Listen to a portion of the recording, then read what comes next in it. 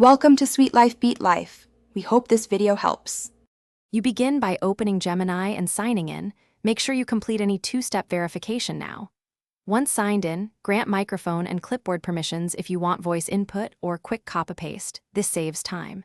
Next, select the assistant role and response length. These set tone and verbosity, so choose concise for task workflows. Also pick a safety level, low, medium, or high, because that affects content filtering. Finally, test a short prompt to confirm settings are active and responsive. You now craft prompts and feed context. Start with a clear system prompt of 1 to 2 sentences to lock the assistant's persona and constraints.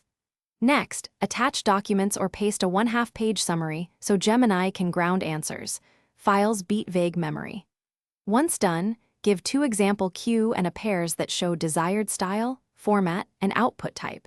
This teaches the model your expectations. Make sure to set temperature or creativity low for factual tasks, higher for brainstorming. You execute the main task by asking for stepwise, numbered outputs. This keeps responses actionable.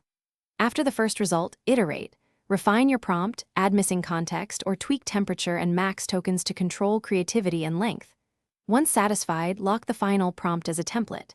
If things go wrong, troubleshoot quickly. Reauthorize permissions, clear cache, or cut context size if the assistant stalls or hallucinate.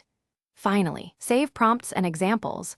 They speed future sessions and ensure consistent answers. Thanks for watching. Consider subscribing if we helped you.